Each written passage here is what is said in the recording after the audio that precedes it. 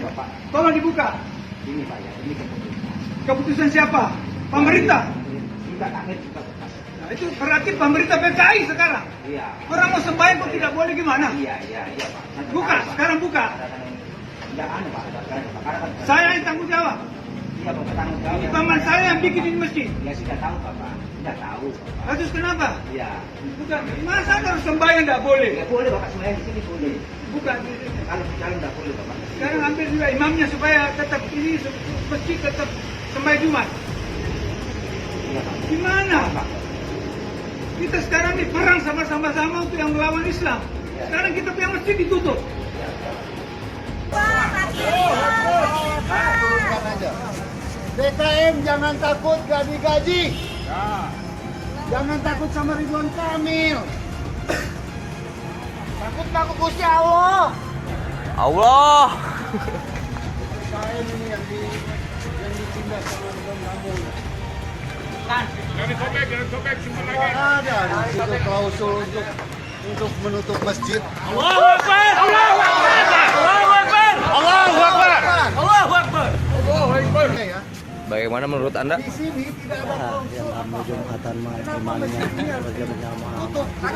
Ini nggak ada klausul masjid. Allahu Akbar. Coba kita lihat. Ya.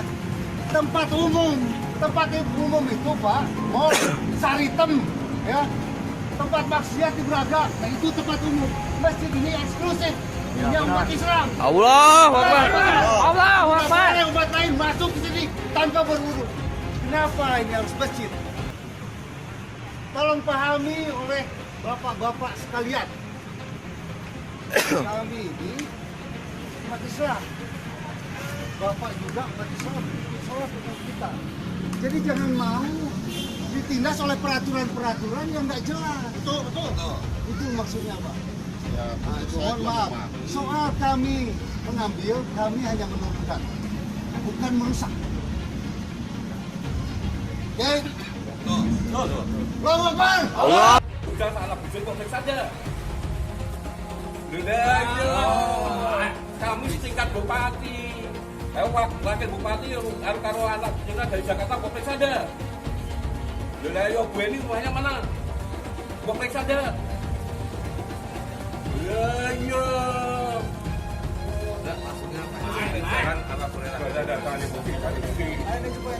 Katanya Ustadz mengatakan bahwa wabah bakteri itu tentara Allah. Saya sampaikan dalam satu tabligh akbar. Itu adalah tentara Allah Subhanahu wa Ta'ala. Yang ku sampaikan ini adalah sabda Nabi-Mu ya Allah. Cimaki ini bukan ajaran agama Anda. Saya menyampaikan di tengah kaum muslimin. Sekarang kita dikepung dengan virus corona. Corona itu nggak bahaya corona itu, karena corona itu virus yang diturunkan oleh Allah. Cuma berputar-putar di Cina. Kenapa? Karena Ali Imran katakan, di mana Nabi dikhianati, maka di sanalah Allah akan menimpakan musibah. Jadi virus ini bukan virus dari Wuhan, virus dari Tuhan. Cina baru rasa sekarang. Sombongnya minta ampun. Kristen, Hindu, Buddha, Katolik, Protestan, Prosetan sekalipun kafir. Di luar Islam, kau ke neraka, Muslim masuk surga. Karena orang-orang kafir ini mulai berani. Padahal dia minoritas. Dia mulai. Kau pertama kafir, kedua goblok. Kitab Bible Kristen itu bohong. Saya bukan mengatakan Bible Kristen fiksi. Bible Kristen itu palsu. Karena di salib itu ada jin kafir. Karena di salib itu ada jin kafir. Karena di salib itu ada jin kafir. Haleluya. Ya, untuk mengalihkan perhatian kita dari para penista agama. Percaya salib itu lambang mulia, bukan jin.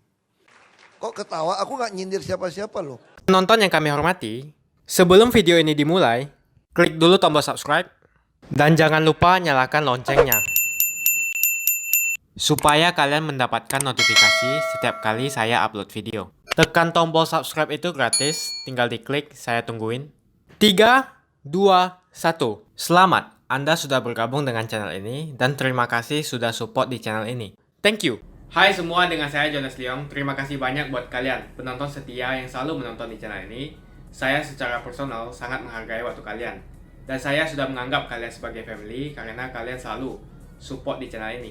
Bagi kalian yang selalu menuliskan opini kalian di kolom komen, saya baca komen kalian satu persatu. Saya baca komen kalian untuk mengetahui opini kalian, tanggapan kalian, dan masukan kalian sangat berguna untuk video selanjutnya. Terima kasih banyak buat kalian yang selalu menekan tombol like di awal video. Video seperti ini membutuhkan waktu dan juga research. Dan ini semua gratis untuk kalian. Jadi pastikan kalian menekan tombol like-nya supaya saya mengetahui kalian menyukai konten yang saya bagikan. Buat kalian yang ingin mencoba bermain saham, silahkan tekan link di kolom deskripsi. Thank you. Yang punya ruangan masjid ini, Maaf Pak, tolong dibuka. ini Pak ya, ini keputusan. Keputusan siapa? Pemerintah. Tingkat akhir juga Pak. Nah, itu berarti pemerintah PKI sekarang. Iya. Orang mau sembahyang kok tidak boleh gimana? Iya Pak. Buka, sekarang buka. Ya anu Pak, karena Saya yang tanggung jawab. iya Bapak tanggung jawab. Ini paman saya yang bikin ini masjid. Ya sudah tahu Bapak, sudah tahu Bapak. Terus kenapa? Iya. Bukan, masa harus sembahyang tidak boleh? Ya boleh Bapak sembahyang di sini boleh. Bukan. Kalau di jalan tidak boleh Bapak. Sekarang ambil juga imamnya supaya tetap ini masjid tetap sembahyang Jumat. Iya Pak. Gimana? Pak. Kita sekarang ini perang sama-sama untuk yang melawan Islam. Sekarang kita punya masjid ditutup. Ya, benar itu. Buka itu, tetap.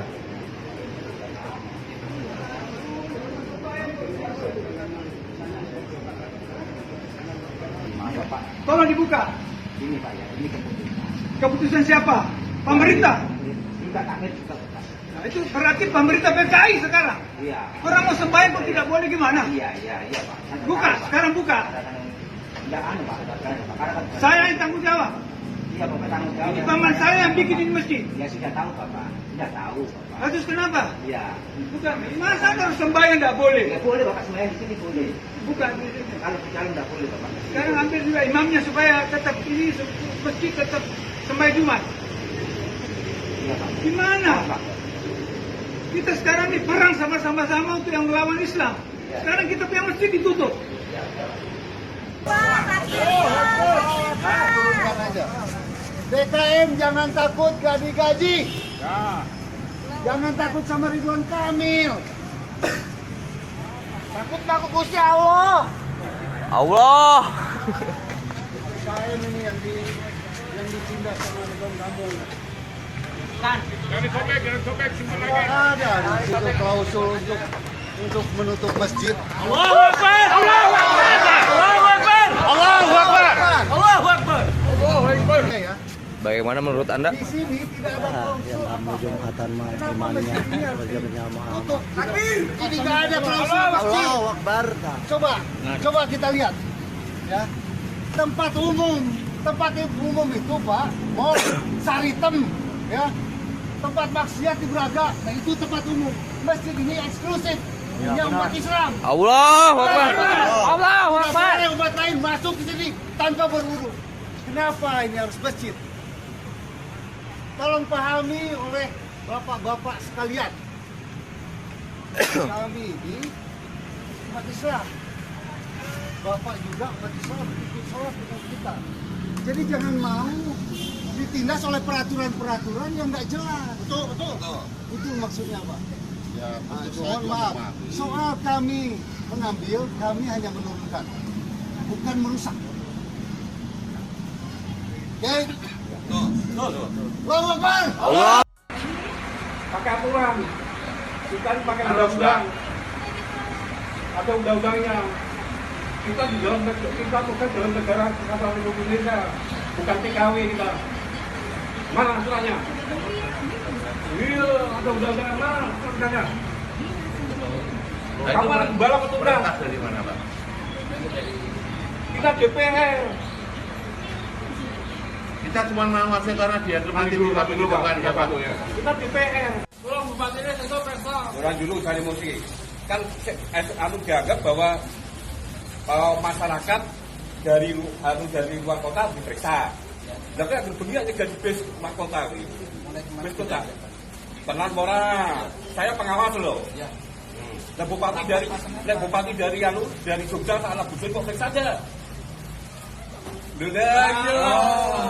Kami setingkat bupati, wakil bupati karo anak bujurnya dari Jakarta kok fix saja. Yo Bu ini rumahnya mana? Kok fix saja. Enggak, maksudnya Pak ini jangan alat prerogatif. Perintahnya di rumah sakit. Katanya Ustadz mengatakan bahwa wabah bakteri itu tentara Allah. Saya sampaikan dalam satu tabligh akbar. Itu adalah tentara Allah Subhanahu wa taala. Saya kalau menyampaikan sesuatu, saya baca dulu. Kalau saya menyampaikan sesuatu, saya renungkan, saya fikirkan dulu. Yang ku sampaikan ini adalah sabda Nabi-Mu ya Allah. Yang ku sampaikan ini adalah fatwa para ulamamu, dan yang akan mendengarkan ini hamba-hambamu yang soleh, yang baik-baik. Sampaikan ucapan ini ke hati mereka, sehingga berubah ini menjadi amal soleh. Jangan sampai ada dalam hatiku rasa takut untuk menyampaikan yang benar. Jangan sampai ada lidahku yang terpeleset, yang tersalah keluar dari yang benar. Mohon bimbingan Allah SWT. Jadi setelah saya katakan bahwa itu adalah tentara-tentara Allah, saya tidak menduga bahwa banyak sekali haters yang mengejek, yang membuli. Lalu saya berpikir, apakah saya saja yang mengatakan demikian? Karena sebelumnya saya tidak pernah browsing di internet. Saya cari di internet. Corona, ta'un, wabak, junudullah, itu keywordnya. Jadi, andai Anda tidak setuju, karena ustadz Anda, karena kiai Anda, karena ulama Anda tidak mengatakan itu tentara Allah, tidak serta-merta lalu mencaci maki, sumpah serapah. Bagi saya mencaci maki tak masalah, tapi amal Anda habis. Habsul lisan, tahan lisan, tahan lidah. Saya kasihan aja, amal habis. Bagi yang seakidah, yang seagama. Tapi bagi yang tidak seagama, lalu Anda mencaci maki, ini bukan ajaran agama Anda. Saya menyampaikan di tengah kaum muslimin. Oh, ini streaming ditonton semua orang. Hai orang-orang yang percaya kepada Allah dan yang percaya kepada Muhammad sallallahu alaihi wasallam. Kalau kau tak percaya kepada Muhammad sallallahu alaihi wasallam, tak usah kau ikuti ini. Ini hanya untuk orang yang percaya kepada Muhammad sallallahu alaihi wasallam. Kalau kau seagama, berbeda pendapat dengan ustadzmu, dengan tuan gurumu, dengan kiaimu, dengan ajenganmu, maka ini pada tataran ijtihad. Kalau memang tentara Allah, mengapa kita yang beriman takut? Azab. Wabah itu adalah azab yang dikirimkan Allah ala may yasha, kepada orang-orang yang dia kehendaki. Ada orang-orang yang dikehendaki Allah, ini dia datangkan sebagai azab bagi orang itu. Lalu apa salah kita? Kita tidak pernah buat dosa, tidak pernah buat maksiat, kita tidak pernah mencaci maki, kita sholat, kita puasa, kita zikir, kita ngaji. Kenapa kita takut juga? Allah menjadikannya rahmat bagi orang yang beriman. Ada hikmah di balik itu. La ini jitama'atil ummatu, seandainya seluruh manusia ini berkumpul, ada ayyadurruka bisyai'in, untuk membuatkan mudarat, untuk memudaratkanmu, untuk mematikanmu. Sebab itu hubungan ayat, setiap kata per kata itu punya keterikatan yang kuat. Iman, setelah iman minta tolong kepada yang diyakini Allah. Apa yang dibawa dengan sifat sikap menahan. Menahan hati, hilangkan risau, gundah gulana, sumpah serapah, caci maki. Menahan lisan, jangan sampai ada keluar kata-kata yang tidak baik. Isi, sibukkan dengan zikir. Lebih bahaya daripada kafir. Ini satu paket ini kerjasama. Dari zaman para nabi, Nabi Muhammad sampai hari ini, musuh bebuyutan adalah munafik. Saya sering bertanya-tanya, kok orang beragama Islam tapi selalu wacana yang disampaikan selalu melibatkan agama, merendah-rendahkan Islam. Ini sekarang kita dikepung dengan virus corona. Corona itu nggak bahaya. Nggak bahaya corona itu, karena corona itu virus yang diturunkan oleh Allah, yang tidak ada penangkal dari penelitian World Health Organization WHO sudah mengatakan bahwa tidak ada lagi penangkal untuk virus corona, bahkan bertambah COVID-19. Kenapa ini terjadi? Indonesia akan begitu ke depan. Saya di Aceh kemarin dialog dengan seorang dokter ahli patologi, ahli tentang virus, dan dia juga konsentrasinya animal behavior, tentang tabiat kebiasaan karakter hewan. Dan dia bilang, Ustaz, itu corona itu nggak terpengaruh di Indonesia, karena di Indonesia ini orang cuacanya tidak seperti di Cina. Nah, ini penelitian hipotesis daripada pembentukan satu karya ilmiah. Kalau saya pikir-pikir juga betul. Kelelawar katanya, awas, kelelawar itulah yang menyebabkan corona. Saya orang Manado. Sampai hari ini pasar yang paling ekstrim 100 kali ekstrim daripada Cina, Manado. Kampung saya, hewan kaki 1 mulai dari yang merayap, kaki 1, kaki 2, kaki 3 sampai kaki 1000. Sampai sekarang masih dijual di Manado.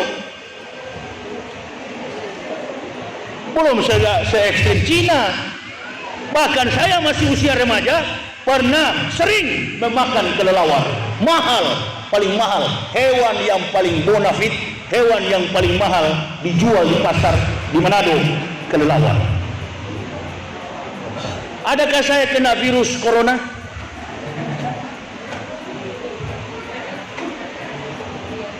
Enggak, dia cuma berputar-putar di Cina.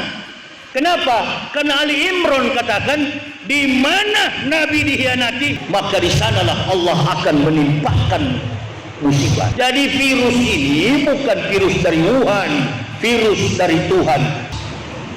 Cina baru rasa sekarang, sombongnya minta ampun. Ini Indonesia juga kalau nggak bertobat akan begitu. Ini gaya-gaya munafik. Ini menyebar kemana-mana, seolah-olah Pancasila itu musuhnya adalah agama. Dari zaman dulu, yang namanya Pancasila kita selamatkan tanggal 1 Oktober, diproklamirkan, dideklarasikan bahwa Pancasila selamat dari rongrongan PKI. Itu betul. Bukan agama. Agama manapun di luar sana, Kristen, Hindu, Buddha, Katolik, Protestan, Prosetan sekalipun, nggak mau Pancasila itu dirongrong. Nggak ada itu. Napas daripada konsekuensi kita beragama itu adalah sila pertama, ketuhanan yang maha, orang Islam di dalam, ulama yang ada di dalam.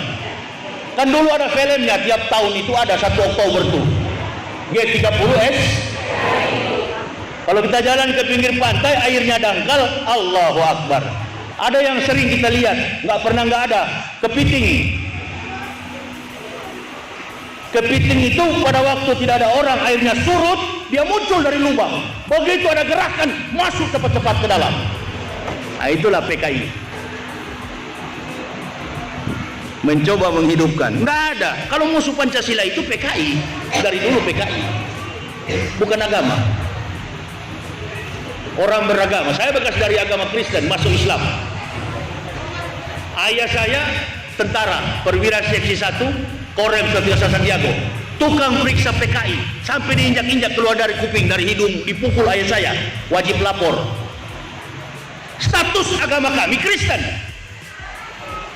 Ada yang bertanya sama saya, apakah orang Kristen juga Ustaz anti PKI? Oh ya sama. Sama, itu musuh bersama kita. Orang yang mencintai Islam, insya Allah pasti mencintai NKRI. Tapi yang satu ini, kawan yang satu ini, komunis, dia bolak-balik di keadaan. Nah, itu. Orang yang cinta Islam pasti cinta dengan NKRI. Untuk menutupi nyolong Masiko. Untuk menutupi kasus korupsi, wah pura-pura di bawah. Perjuangan Islam ya begini, ceramah kafir. Di luar Islam, kau ke neraka, Muslim masuk surga. Bukan lempar bom lari, itu bukan jihad, itu pengecut. Jadi kami tidak menerima yang begitu. Kalau mau begitu, ikuti Syekh mau pulang ke Palestina. Itu baru laki-laki. Allahu Akbar.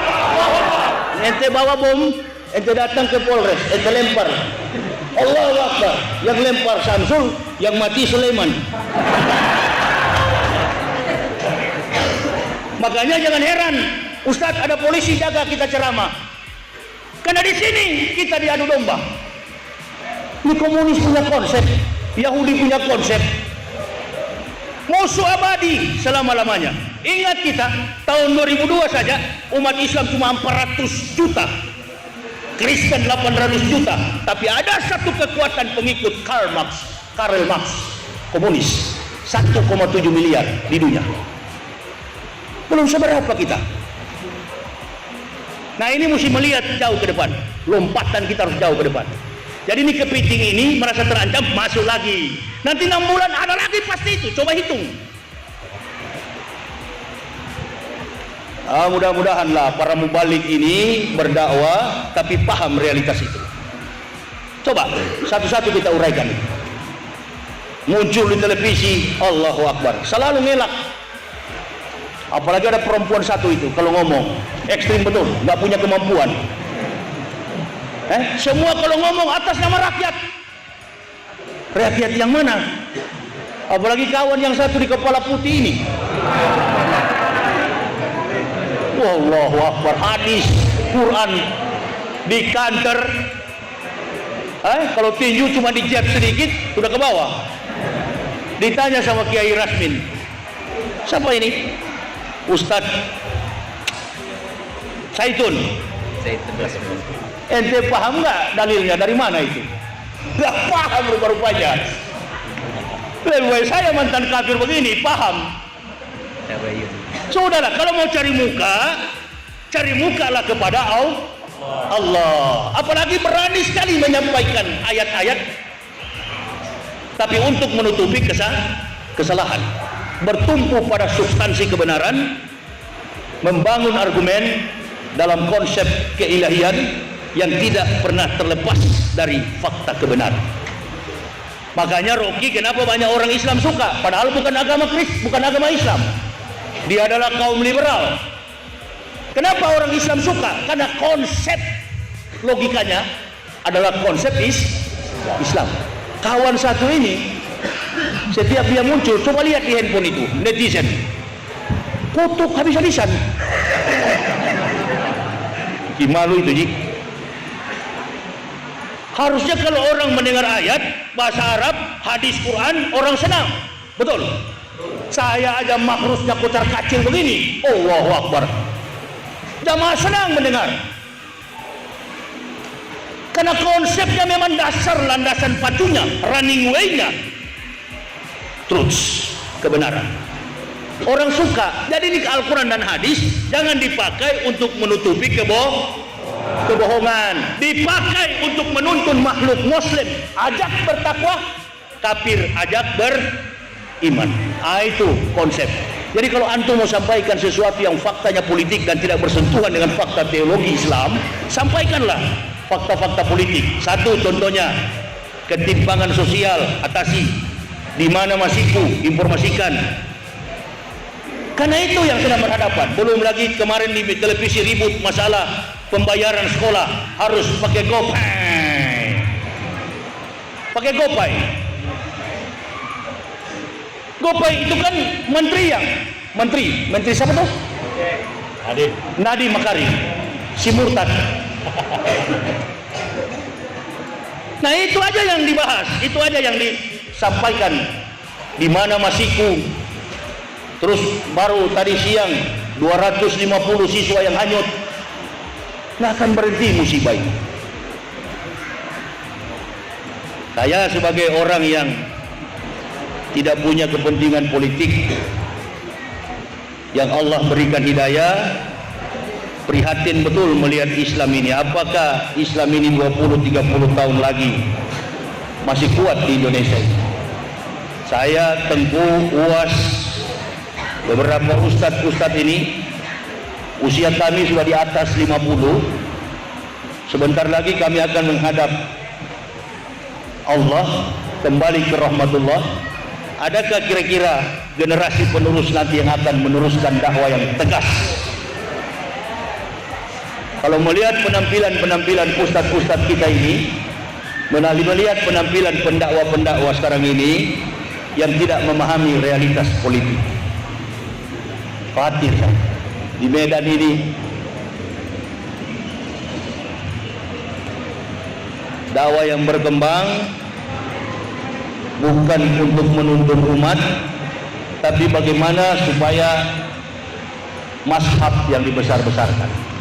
Sudahlah, kita kalau muslim begini nggak ada yang masuk neraka, sedangkan yang di luar saja sana yang tidak sholat insya Allah masuk surga, asalkan dia beragama Islam. Dasar Pancasila dalam kalimat tanya, maka jawabannya Pancasila itu tidak bermusuhan dengan agama.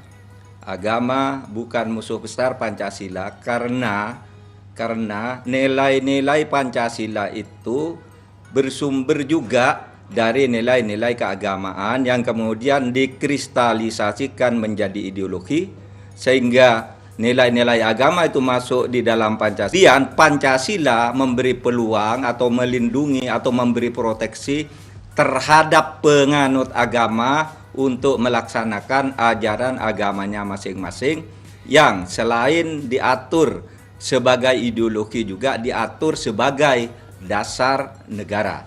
Ideologi negara dan dasar negara dalam pengertian praktisnya itu berbeda. Satu. Nah, untuk itu maka kita lihat bagaimana hubungan antara negara dan agama yang sebenarnya merupakan cerita lama ini, merupakan perdebatan lama, kita buka kembali. Jadi begini, ini bisa dilacak dengan salah satu episode perkembangan sejarah kita di akhir tahun 30-an. Ketika Bung Karno mula-mula, Bung Karno itu mengusulkan negara Indonesia itu adalah negara sekuler total. Yang kemudian sesudah berdebat dicapai kompromi menjadi negara tidak sekuler, tapi juga tidak negara agama. Jadi pada akhir tahun 30-an itu, pada tahun 1938 melalui majalah Panji Islam, Bung Karno menulis artikel yang mengagetkan ketika Bung Karno itu menulis apa sebab Turki memisahkan agama dari negara. Yang isinya itu dia mengusulkan kalau Indonesia merdeka kelak, kata Bung Karno, Indonesia itu harus memisahkan antara agama dan negara. Agama dan negara kalau dicampur aduk, maka dua-duanya akan mundur. Kalau agama ingin maju harus dipisahkan dari negara, kalau negara ingin maju harus dipisahkan dari agama. Itu tulisan Bung Karno yang kemudian disusul dengan tulisan lain, ya, memudahkan pengertian Islam. Kemudian masyarakat onta dan masyarakat kapal udara, itu tulisan Bung Karno yang menginginkan agar Indonesia itu sekuler penuh. Tahun 38. Pandangan Bung Karno ini kemudian dibantah oleh Nasir dengan tulisan yang juga sama cerdasnya ketika dia menulis kemudian artikel arti agama dan negara atau arti agama dalam negara, yang pada intinya Nasir berpendapat sebaliknya. Justru negara kalau ingin maju dan demokratis, karena mayoritas penduduk Islam dan Islam itu mengatur semua segi kehidupan secara kafah, maka negara ini harus menjadi negara Islam, kata Nasir. Pemikiran yang muncul dari polemik akhir tahun 30-an itu terus menjadi perdebatan sampai di tahun 45 ketika BPU PKI dibentuk. Terjadilah perdebatan di sidang-sidang BPU PKI pertama, terjadi panitia 9 seperti tadi diceritakan kisahnya oleh Mas Anhar Gonggong, yang kemudian melahir kesepakatan Indonesia ini bukan negara agama, tetapi juga Indonesia bukan negara sekuler.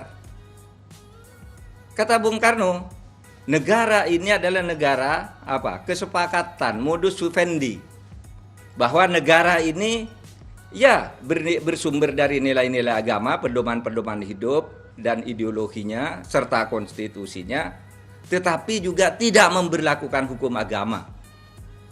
Agak rumit memahaminya begini. Negara yang seperti ini oleh disertasinya Tahir Asari disebut negara religious nation state.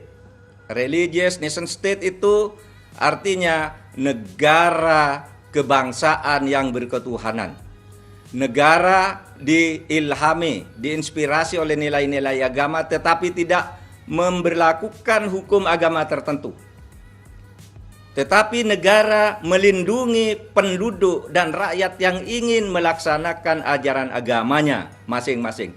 Itulah religious nation state. Jadi tidak mungkin Pancasila itu bermusuhan dengan agama. Pancasila dan agama itu kawan dekat, saling mengisi, saling bersumber. Gitu. Nah, di dalam teorinya Friedrich ketika dia menulis In Prismatic Society, dia mengatakan yang kemudian dikutip oleh disertasinya Nur Hasan Ismail ketika menulis tentang hukum agraria, itu dikatakan begini, negara Indonesia itu adalah negara prismatik, yaitu titik tengah antara dua konsep, suka atau tidak suka, itulah kalau mau pakai konsepsinya atau teori prismatik. Nah, oleh sebab itu, negara yang seperti itu kalau dari sudut pandangan Islam disebut Darul Mitsaq, negara kesepakatan, atau Darul Ahdi Wasyahadah, modus vivendi, kesepakatan luhur, di mana semua pemeluk agama dilindungi oleh negara untuk melaksanakan hak asasinya sebagai pemeluk agama. Nah, itu tentang konsep hubungan negara dan agama yang jika ditinjau dari sudut hukum dan politik ingin difahami secara proporsional. Negara ini tidak anti agama. Agama juga tidak anti Pancasila. Satu. Nah, sekarang bagaimana penuangannya di dalam hukum? Saya tadi katakan ideologi negara dan dasar negara itu di dalam praktis implementatif kehidupan beda.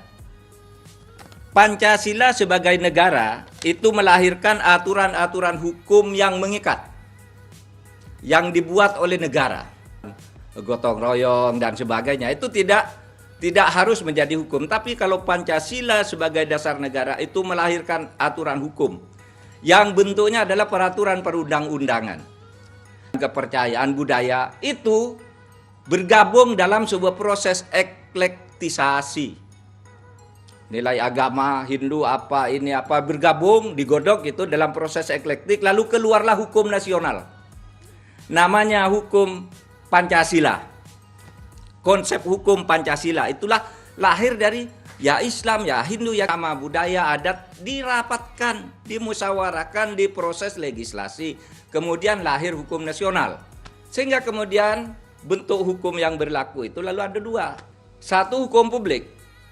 Itu adalah hukum yang berlaku sama bagi semua warga negara, agama apapun, suku apapun. Suka atau tidak suka, hukum pidana kita itu adalah hukum publik yang berlaku hukum nasional, disetujui melalui proses eklektisasi.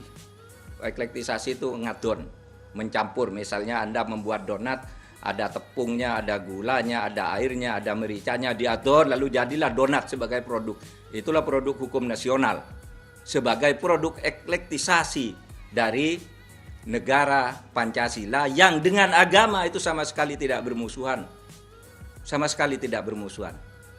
Nah, adapun hukum perdata, saya tadi katakan hukum negara itu tidak memberlakukan hukum agama di dalam hukum publik. Tapi hukum perdata itu berlaku dengan sendirinya selama pemeluknya mau. Oleh sebab itu, orang mau naik haji, ya naik haji aja. Itu tidak dilarang oleh negara, malah dilindungi kalau Anda mau naik haji. Tapi negara tidak boleh mewajibkan orang naik haji, karena orang naik haji itu adalah hukum agama. Tapi kalau orang mau naik haji, mau umroh, negara wajib melindungi dia sebagai warga negara. Orang mau sholat di mananya, orang mau sholat di gereja harus dilindungi keamanannya. Tetapi orang tidak wajib ke gereja, orang tidak wajib ke masjid. Cuma kalau orang mau, negara wajib melindungi. Itulah implementasi hukum, penuangan hukum secara proses eklektik di dalam tata hukum kita. Sehingga sebenarnya kita tidak perlu ribet. Anda mau beribadah, tidak perlu undang-undang, beribadah aja. Mau ke majelis taklim aja, tidak usah pakai undang-undang segala. Itu boleh di dalam negara. Nah, oleh sebab itu maka saya ingin menyingkat presentasi saya ini, pendapat saya ini, dengan sekali lagi masuk kepada simpulan hubungan antara negara dan agama di Indonesia dipandang dari optik hukum dan optik politik, bahwa negara tidak memberlakukan hukum agama, tetapi negara memproteksi pemeluk agama untuk melaksanakan ajarannya, di mana hukum publiknya diatur secara sama berdasar proses ijtihad yang eklektik, hukum privatnya berlaku masing-masing tanpa saling mengganggu dan penuh toleransi. Ayo like video ini dan tekan tombol loncengnya untuk menunjukkan kalian suka dengan konten yang gue bagikan. Dan kalian ingin melihat konten seperti ini lebih banyak lagi. Makasih banyak buat kalian yang gak skip dan nonton video ini sampai habis. Saya secara personal sangat menghargai waktu kalian. Makasih banyak buat kalian yang sudah tekan tombol subscribe. Dan makasih banyak buat kalian yang sudah tekan tombol loncengnya. Jangan lupa bagikan informasi ini ke teman atau family Anda. Mungkin teman atau family Anda membutuhkan investasi ini.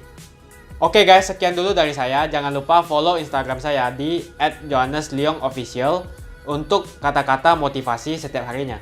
Bagi kalian yang termotivasi nonton video ini, ayo like video ini dan subscribe di channel ini. Dan buat kalian yang sudah subscribe di channel ini, jangan lupa tekan tombol loncengnya supaya kalian mendapatkan notifikasi setiap kali saya upload video. Gantung si Ahok, gantung si